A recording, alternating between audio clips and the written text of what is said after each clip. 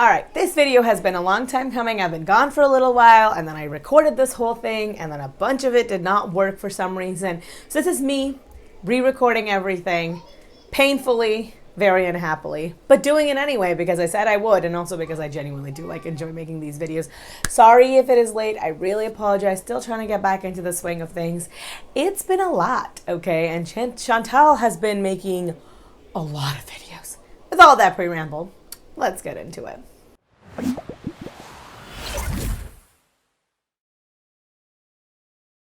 A special thanks to my patrons, Acrophobe Christina, Courtney EP, Gigi Wee, Wild Rose, Jam Beans, Jay Thomas, Lauren Chris, Michael B. Petty, That British Unicorn, Sky Andropolis, Sonia P, Xanthal, Debbie Elliott, D. Higgins, Juliet Q, and Kate O. So I think I'm going to start with her live barbecue react. There's a bunch of videos that I know that she did that I've missed at this point, and I'm just going to treat them like retro reacts at this point.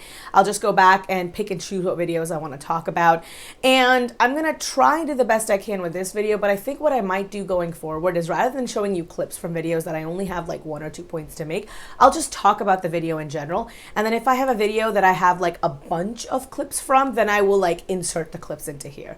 If she has more pre-recorded stuff and less lives, then I might go, I like doing my original format, to be very honest, but when she's got so many lives and so much stuff that I have to clip and condense, the editing for that takes me so long that like the videos always end up being late. And so I think this might make it a little bit more streamlined. I don't know. The other thing I was thinking of doing is putting the thank you for my patrons towards the end of the video rather than towards the front of it.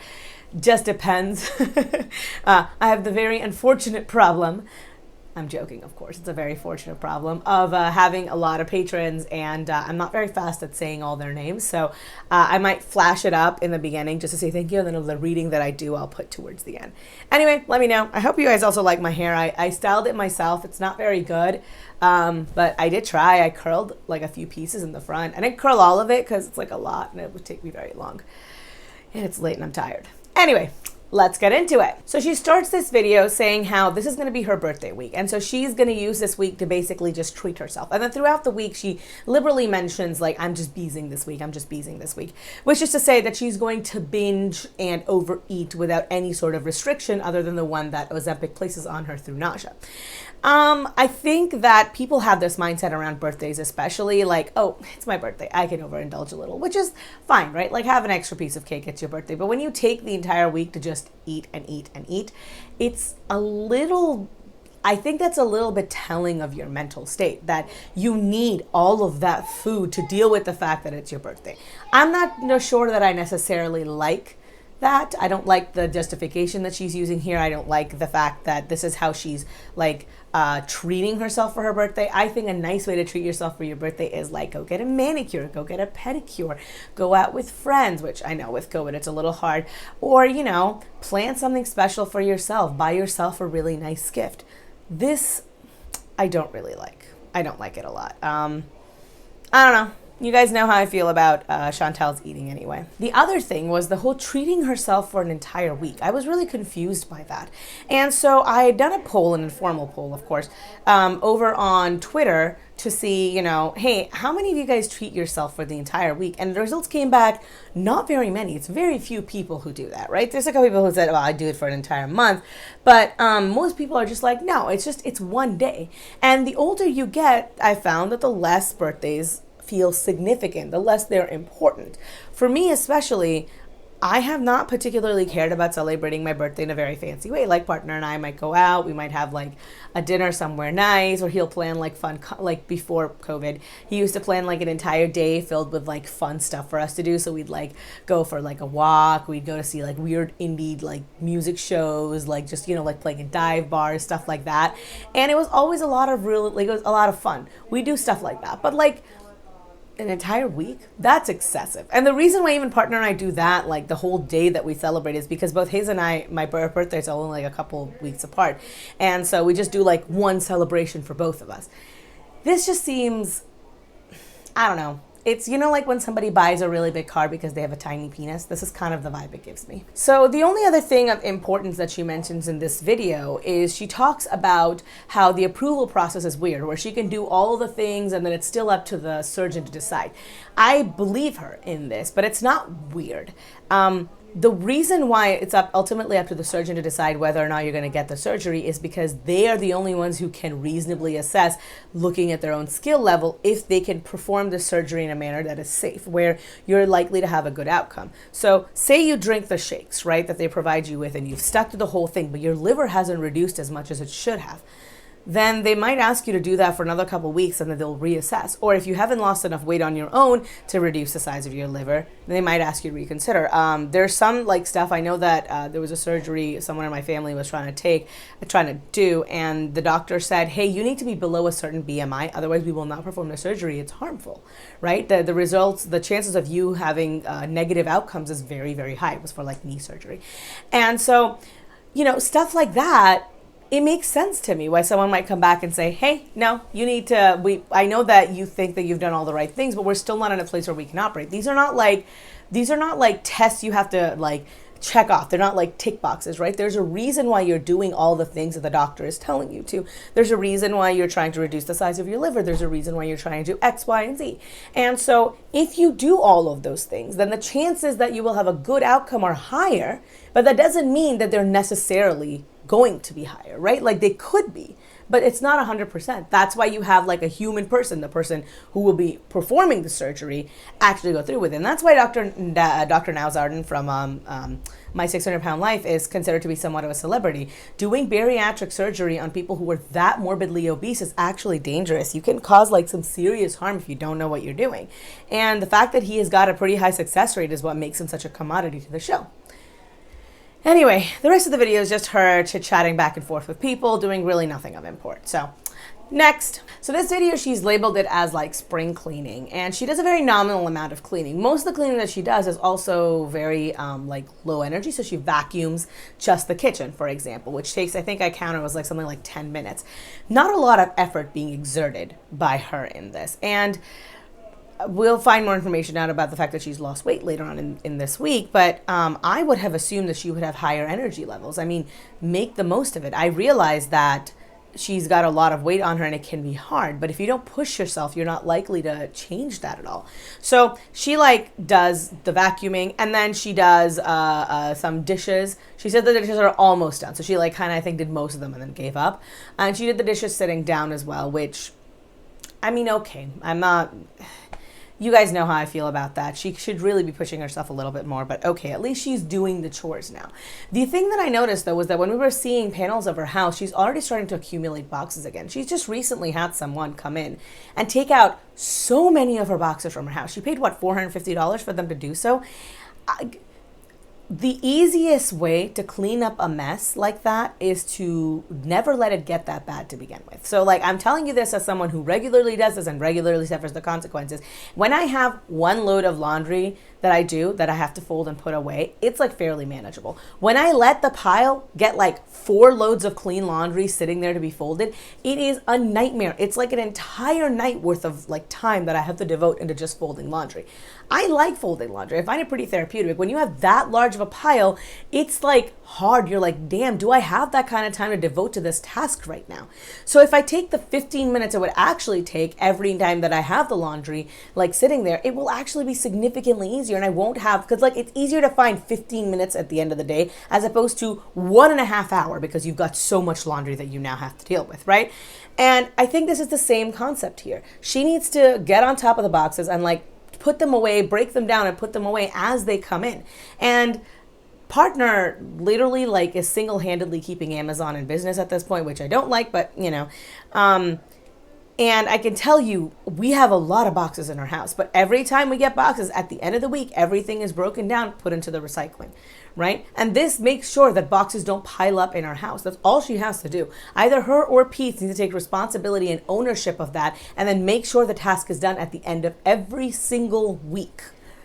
She also makes this comment somewhere in this video that, hey, you know, you should leave other people alone, let them eat however they want to eat. And for the most part, yes, but also no, right? Because Chantal has a habit of preaching that I'm eating this way and everyone should eat this way. She really does very much so preach to the audience. And it's a lot of like, times she'll say, I'm not saying everyone should eat like this, but then it's like wink, wink, nudge, nudge, right? And you can tell that by the fact that when she thinks that she's doing something right, she'll go over and she'll lecture other people. May I remind you of Lyfe by Jen, right? And so I find it very rich of her that she's okay with lecturing everybody else to high heaven about, I can't believe like you're doing this. I can't believe that you're doing that. Fat girl to fat girl, you shouldn't eat this. But if someone comes at her and gives her even an iota of the same kind of like medicine, she gets so incredibly agitated by that. She hates when people give her advice. She hates when people tell her what to do. But she feels that she's justified in like doling that out to other people.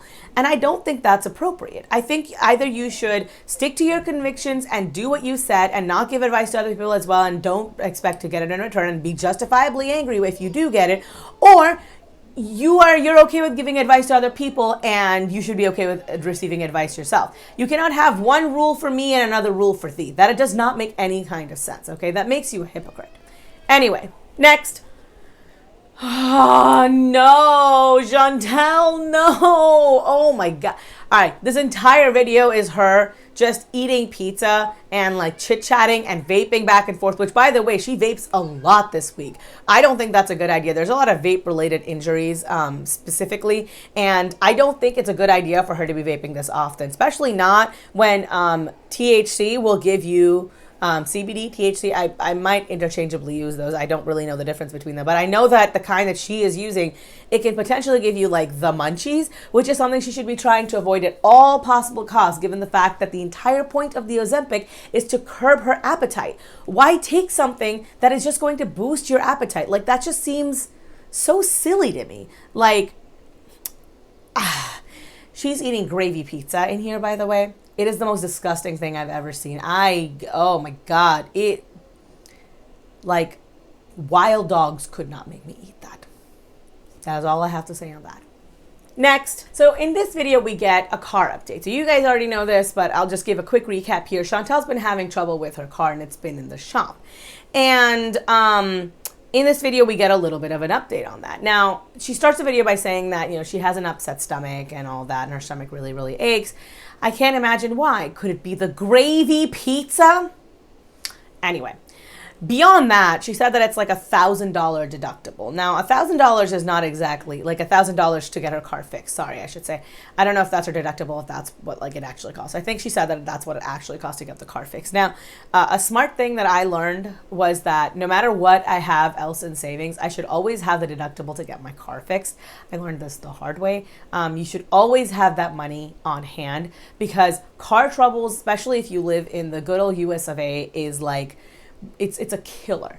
Very few places in the US have like comprehensive public transportation. So New York is one of the few places, and even then it's really not all that great.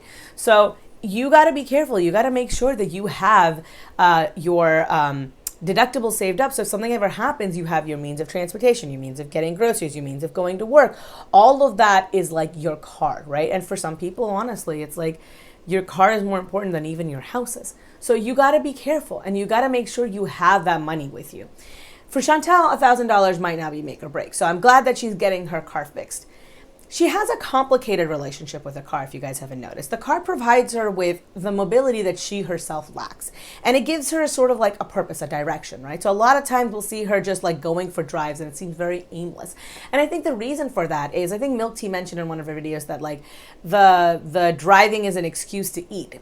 Yes, but I think that the driving is also, it fulfills a need in her to move, right? I have this feeling a lot where if I'm listening to music, I like dancing, and I'm not good at it, but I'll dance around my house, I'll dance around my kitchen, and I feel that way all the time. So if I can't do that, I tend not to listen to music because I'm like, it gives me that like need to kind of move a lot, right? And I feel that same way when I'm listening to music in the car because I'm already in motion. But I myself am not expending any energy. And I think that's what the car gives her as well. For her, for me, if I wanted to get a breath of fresh air, I'd go for a walk around my block. I'd go to a park and I'd take a walk around. I'd go for a hike on the weekends. Chantal can't do any of that. So the car fulfills all of those functions for her. And she's gone to the point where she doesn't even like going into like an indoor mall, right? She really doesn't like confronting people. She doesn't like people to perceive her. And so having the car with her means that she can do all of those things. She can get her walk in, her movement in. She can go places that she wants, and she can eat in the privacy of her own car, something which she could not do if she was, say, in a mall and she wanted to get something at a food court. The car gives her so much more like emotional stability. It's not just a vehicle of transportation to her. It's a comfort to her, right? Because it gives her the shelter from other people's perceptions while she engages in behavior that people would absolutely judge her for. And so I think having this car taken away might be one of the reasons why she's been struggling a little bit, and why she seems to have a boost this week. Now, I'm glad that if it was going to come on any point in this week, that it was going to be like her birthday week, right? Everybody should sort of feel happy and cheerful and, you know, pleasant on their birthday. So I'm glad that that's what happened. But, you know, it's still a thing you want to consider. You shouldn't count on your car to be all of those things. I worry about the fact that if her car ever does break down and she has like a little bit of time where she's without her car, that it might cause problems. I don't know. That's just how I feel.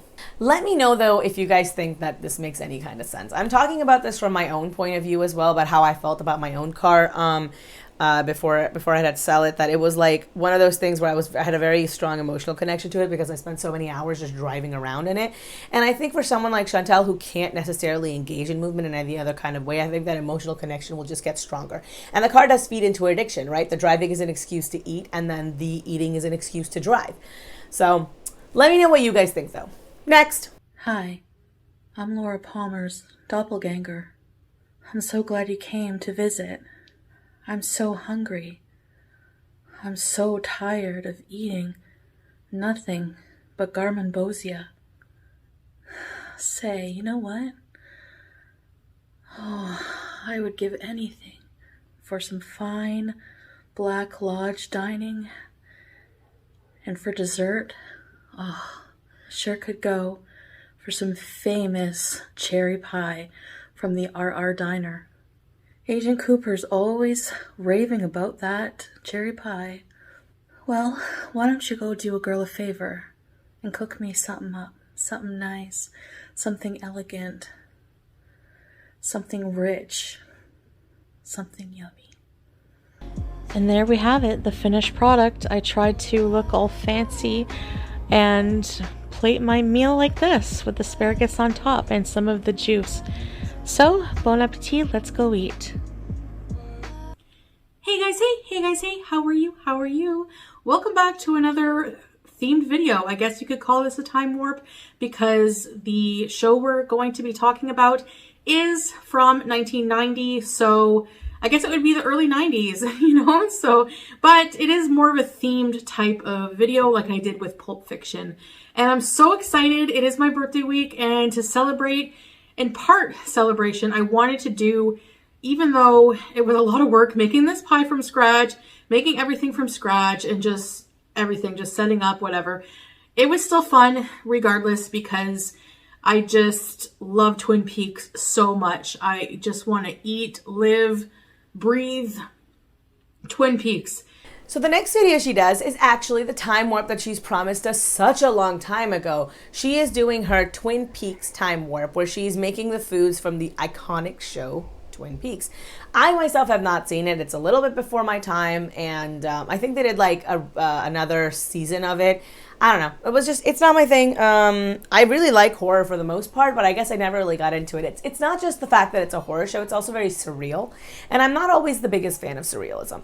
Either way, though, this meal looks really beautiful. I appreciate the fact that she took the effort to make almost everything from scratch. I think even the cherry jam thing that she makes that goes into the pie is like made from scratch. The cherries are frozen, and everything looks pretty good, right? Like it looks very, very decadent and rich. I don't think I could eat all of that. There's a lot of bacon in that mashed potatoes, but it looks pretty well done, and I like the fact that she puts so much effort into it. She looks nice. She's got that like multiple cut thing that she's doing, which is like very reminiscent of the style of Twin Peaks. You know, she's talking to us about the history of the show. show, some symbolism. And yeah, I mean, I think she's exaggerating how much she actually likes the show, but she still did the research into it. She's doing the research. She's talking to us about it. She made this whole meal. She's got the backdrop. Her face is done up. I like this. I like the effort that she put into it here. And this is genuinely a fairly enjoyable video. Now, I don't know anything about Twin Peaks, so I can't critique her on that, but it seems like a pretty well done video. And for someone who hasn't really watched the show, she actually made me feel kind of like interested. And I was thinking to myself, like, do I want to go back and watch it? Maybe I could go back and watch it. It seems kind of nice, right? And it made me want that cookbook because the food that she made actually looked appetizing. I would genuinely eat most of that. Yes, the pattern on the pie is a little wonky, but you all should see some of my pies. They look weird because I like mess up the patterns all the time. They're not delicate and neat and beautiful, right? When you're just a home baker or a home chef, not everything you make is gonna look beautiful, but it might taste beautiful. And I think that's what really counts. And I think it looks like the kind of thing that I myself would make, so I'm like, I can't judge her very hard. The only thing I found weird about this whole video was the fact that in the crust itself, they asked for both almond flour and an egg and like powdered sugar, which is not traditionally like a short crust pastry thing. Like I've brushed egg onto the bottom of a pie to prevent a soggy butter, but I've never added egg to an actual dough. Is that like pâté sucre? Is that how it's pronounced? Can someone let me know if you guys know more? If anyone's like a baker. I think one of my viewers, Tara, if you know anything about that, please do let me know because I'm curious to learn. That's all I have to say about this video. Overall, enjoyed it. I really wish she would do more stuff like this. Next. Guys, I just weighed myself. Hey, Sam. I just weighed myself and I was like, what? I was like, how? Like, I eat whatever I want. I haven't exercised pretty much at all, other than housework. Hi, Capone Boxer. Okay, I'm gonna weigh myself. Check it out. Hold on. Hold on a minute. Can you see me? Can you see me? Okay, hold on. Check it out. I was like 400 pounds not that long ago.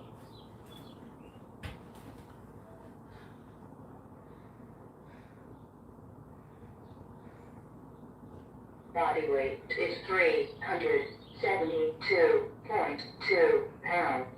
Body weight is 372.2 pounds. All right.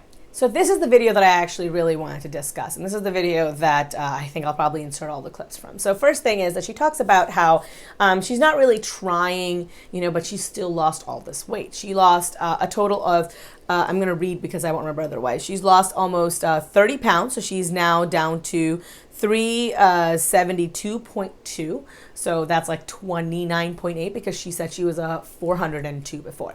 There's a couple of things I want to say here. One, she still visually looks bigger than she did last year around the same, when she weighed around the same time, I would say. And I think the reason for this, I genuinely mean this, and I wish that it wasn't true, is that I think her body is deteriorating a little bit. There comes a point where even weight loss won't fix the damage that you've done to your body, right? Like when some stuff becomes inevitable. I've already said, if she loses weight right now, she's going to look like a bag of old clothes. Like her skin is going to be so stretched out that she's gonna need surgery to remove it. If you guys don't know, like check out Fat Girl Fed Up on Instagram, who like has literally lost a ton of weight and she had to get all this excess skin removed. And that's a thing that happens. And honestly, with my legs too, there's a high possibility that, if and when I get, liposuction on my legs, that I will probably have loose skin as well. It is a thing that's going to happen. There's really not much you can do about it when you've got an area of your body that is that stretched out. That skin has to go somewhere. It's not an elastic band. It's not just going to come back together like that. And the older you are and the longer it takes to lose that weight, the more likely that is to happen, right? Like you lose collagen in your skin. But for Chantal, the fact that she's not actively looking smaller, and she's lost like a good chunk of weight, that is like a lot, almost what, 20% of her body weight. The fact that 20%, 10% of her body weight. The fact that we can't see any kind of a difference, we should see a little bit, but you can't really on her. And she looks bigger than she did at this previous weight. And I think part of that is because she's swollen and all this and all that. And that's worrying because it tells me that her body is deteriorating, which we know, right? From all the health conditions that she's amassed, we know that. And to see it is just upsetting. I think it's a difference between like having like theoretical knowledge of something and being confronted with the reality of it. And so it worries me. If you guys don't know, which would surprise me because I've literally talked about it a bajillion times, my brother is a doctor, and fun fact, he's currently visiting right now. And so I asked him a bunch of questions, like probing questions. I asked him about like fatty liver disease and Chantal's particular case. And he told me this. First of all, he says that when I said like necrotic, that's incorrect. She would get cirrhosis, which is scarring and then death. And he said that even at the weight that she's lost, it's promising. And if she can keep the weight off, which is difficult, right? Like the effects of Ozempic. All right, let me actually rephrase that. Okay, so the first thing I asked him was about her taking Ozempic and then also taking like a vaping pen, something like CBD, like weed products with it. And he said that there are cancer patients who actually get prescribed medications that have a very similar effect to weed. They actually have weed as one of the components of it. And the reason why they're given that medication is to help increase their appetite. And so if they're counteracting the nausea inflicted on them by like chemotherapy and radiation, that he's pretty certain that even at a higher dose for Ozempic, that it will, if she takes enough, the CBD can't counteract that, which means they'll cancel each other out and she'll be able to eat as much as she wants. And she's been vaping and taking a lot of CBD recently. And she even mentioned in one of her videos that she's ordered more. So they might cancel each other out, which means that she would be able to eat more, and that can lead her back to basically where she was before, which is problematic. This is not a good thing for Chantal. The other thing that he mentioned was that if she, say, gets back to 400 pounds and then she never gains another pound, or even where she is right now, right? If her liver function isn't significantly improved, as she ages, her liver function is going to naturally decrease, right? Having all of the fat deposits inside of your liver means that it's continuously hindered in its functioning. And eventually you're going to get, he mentioned something about nodules. I should have written it down better, but he said that eventually what's going to happen is that she's going to get like nodules, at which point it's still reversible, and then it's going to get scarring, at which point it is no longer reversible, and then she's going to face liver death. And he confirmed what I had thought, which was that there is nobody on the planet is going to be able to like get her approved for like liver transplant. Livers are very difficult to implant into other people. More importantly, they're also very like the surgeries themselves are very complicated, and the criteria are very, very stringent because they're so hard to come by. Like organs in general for transplants are so hard to come by. If the committee thinks that you're going to abuse the organ given to you, they're just not going to approve you. And unfortunately, with her history of like binge eating that led to this problem, she probably wouldn't get approved. And even if she did get approved, she might not ever be safe enough to operate on her. Another thing he mentioned that I hadn't even considered was that she's had a full hysterectomy. Now, he said that men are, they get screened for heart disease a lot earlier in their life because they have much lower estrogen, which is like a protective element when it comes to heart disease. But women get their screening start around when they get menopause, because that's when their estrogen levels drop. Now, for Chantal, who has had a very, very high fat diet, and she's a very awful diet in general, and she's taking medication for bad cholesterol, and on top of that, she is like postmenopausal essentially, right? She has no estrogen, naturally estrogen production.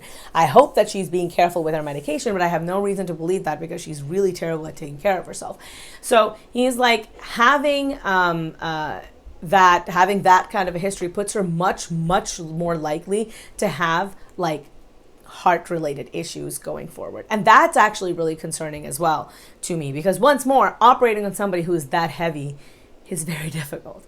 Now, he said that if she can get approved for bariatric surgery, a lot of her symptoms can be improved, but that's not to say that they will be improved. And if, once more, the concern there is always that even with bariatric surgery, the rate of regain is very high. So he's said that he's seen so many people get bariatric surgery, lose weight, but within like a couple of year time period, gain all of that weight back. And that would be my worry. That's always been my worry for Chantal. So I'm really happy that she's lost this weight. Don't get me wrong. I'm really, really happy for her. I really wish she would keep the momentum going. And my worry is that she might not. She might take this as a sign of, well, obviously I ate everything and I lost weight, so I can keep doing this. And I see a lot of that same problematic thinking reflecting in the way that she talks about her after success story, right? She's like, well, I just have to do this for now, and then I can go back to eating normal. Not realizing that nothing about the way that she eats now is normal, right? Like, healthy eating doesn't mean smoothies and almond milk, and like unhealthy eating shouldn't be always just like binging and binging and binging all of the time. You can have a happy medium where you're eating like normal people food, right? Like where you have a salad for lunch and then you have like a balanced meal for dinner, right? You can have a coffee every once in a couple of weeks. It doesn't have to be what you're doing. What she does is swing back and forth between insane restriction and insane binging. And she needs to find that medium ground. And once more, therapy is the only thing that's going to get her there, because it's still just stomach surgery, right? That's all it is. That's all it is. It's just stomach surgery. Last but not least, my brother did mention, he's like he said that being obese is like the root of 1,000 different illnesses in one way or another, right? So like arthritis has a very strong like genetic component, but he's like all of that. If you get any kind of surgery on your knees, your ankle, even if you're 15 pounds overweight, it can exacerbate arthritis in those areas so much more, and it will make it so much more difficult for it to just sort of like exist in your day-to-day life, in your day-to-day body. So he painted a pretty grim picture. Honestly, he like also told me about all of this because he's like, hey, you yourself are also overweight. I want you to also eat better and be careful and all of that stuff. But like, genuinely, these are the concerns that I would have with someone who is like this massively overweight. The other thing that I mentioned in this video that I found very weird was that she mentioned several times how she didn't do anything, but that she still lost this weight. And this gives me very much so the feeling of, that person, you guys probably all have one, in your life who will like, get like an A on a test or get like a B on a test and be like, and I didn't even study. Imagine how well I could have done if I had studied. Like, that isn't the flex you think it is. Not putting effort into something doesn't mean that you are like somehow better than everybody else. It means that you're an idiot because you couldn't figure out that a little bit of effort would have gotten you so far in life. Natural talent means nothing. The ability to work hard is really what gets you where you want to go in life. I forget who the quote is from, but they're like, I found that the harder I work, the luckier I get. And that's sort of the energy you should bring into every aspect of your life. If you're not willing to work hard at it, nothing else matters. You can't, like, she wants to take credit for it. She's like, well, see, I just naturally, effortlessly lost this weight. Right. No, that was the Ozempic. I credit the Ozempic for that. You didn't do anything. And you said that yourself. So why are you happy? Why are you excited? I would not be. I'd feel like I feel like crap. I'm like, well, if I put some effort in, I could be down 50 pounds. Do you know how great that would have been? I'm just saying. Anyway, that's all I really have to say in this video. Overall, I'm very happy for her. I don't sound like it because I'm nitpicking so much, but like, I'm really, really happy to see that because I'm worried. The way that she's been behaving, I'm really worried that she's going to have some negative side effects. And if she really want to push us forward with weight loss surgery, she needs to get her crap in order. Okay? I want her to get weight loss surgery. I want her to be successful. I just don't know if she's going down that route. And this points in the right direction, but only if she can keep the momentum going. So excited, and I'm looking forward to better things in the future. Anyway, next, videos 7, 8, and 9 are all interchangeable in my head. They're all very long, very boring, live chatting back and forth, eating and like doing some vaping. Nothing really important happening. I just didn't care for them. There's nothing there, right? I'm not even going to talk about them. Next, this is her birthday video. This is the video where she has the back and forth with Frank. Now, there is another video that I'm going to talk about in specific, the Frank situation. That's going to be its whole own separate thing. I think I might actually just put that on my Patreon. So if you were a patron, you could like see that. My thoughts and opinions on the Frank situation. I also talked a little bit about how I feel like this is very reminiscent of both James Charles and the David Dobrik situations and the potential for abuse there. So if you guys are interested, become patrons. You can get that perk. Now, when it comes to this live, there's really not much happening in here. She makes a meal, she eats a meal. Like, it's really not that big of a deal. I don't really think there's very much happening in there. There's just a couple of points I want to mention here. First, if you guys are going to watch this video, look at the interaction that she has back and forth with Frank. I think that's very telling of why I think having relationships with like your fans is a bad idea. And the second thing is, she said that she's sad on her birthday, right? She also mentions, by the way, that she's like a morning person, which, since when, ma'am? But she said that she's sad on her birthday, and I get that, right? There's like two reasons why I think that is. Nobody likes being older, especially when your reality is as grim as Chantal's is, and aging each year means potentially having more and more negative health outcomes. I can understand why that would be bad. The second reason why I think that she's sad is because she now actually doesn't have a reason to eat and behave the way that she's been behaving. Up until now, it's my birthday week. I can eat if I want to, right? Like, don't rain on my parade. But what now? There's no reason for her to like keep indulging. And she wants to keep indulging. That's the thing. She really wants to keep indulging. And now she doesn't have a reason to. So I think that's a big reason why she's sad as well. That's the kind of thing that I would talk to my therapist about. Like, if I felt that way, that I'm like, oh, this is over now, I can't eat anymore, I would like talk to my therapist, because if I felt that way, that means that I'm using the food as something other than just sustenance, as something other than something that brings me mild joy. I'm using it as a numbing agent, and I would worry. But then again, I'm not Chantal, and I care about my mental health, so that is what it is. Anyway, that will be it for this video. I promise I'll try my best next week to have it up by Monday or Tuesday next week. But that will be it for now. If you like this video, give me a thumbs up. If you hated this video, you can give me a thumbs down. That's totally okay. I respect everybody's opinions here. Subscribe if you haven't already subscribed. Hit the notification bell down below and hit all if you want to know when I upload any videos right away. I've got all my social medias linked down below. I've got Instagram, where I've got all my food stuff and my life stuff, and I'm taking maybe a little bit of trip this weekend with my little brother. So, you know, maybe you want to follow me there, see what I'm up to. I've got my Twitter, where I post weird, insane things and also ask poll questions now, apparently. So I'll probably be doing that more in the future. It's really actually very helpful for me to get like a better idea and perspective, because I am not a monolith. I don't speak for everybody, and I don't know what everyone's opinions is, so that's helpful. And I've got Patreon. I've also already mentioned it once before, but I do have some perks. I used to do lives. I've been really bad about it recently. I will get back into them maybe in the future once work calms down a little bit and my personal life is a little bit more under control, but right now that won't be possible. But I do have patron exclusive videos that I put up. I try to do them every month. So I'm going to put the one out for March, hopefully like probably in the last day of March. So on the 31st, but they will have it, and you guys will get one. If you guys want to sign up, you can, also have access to that. This month I'll be talking about Chantal fraternizing with a fan. Anyway, that will be it from me. Thank you guys so much for watching. I didn't say, all of your donations make a really big difference, by the way. You guys don't have to give me any money. You guys don't have to do that. But if you do, I would appreciate it. And it really does help me out here. I use all of your funds to go directly back into the channel and just help me buy things to make this a better viewing experience for you.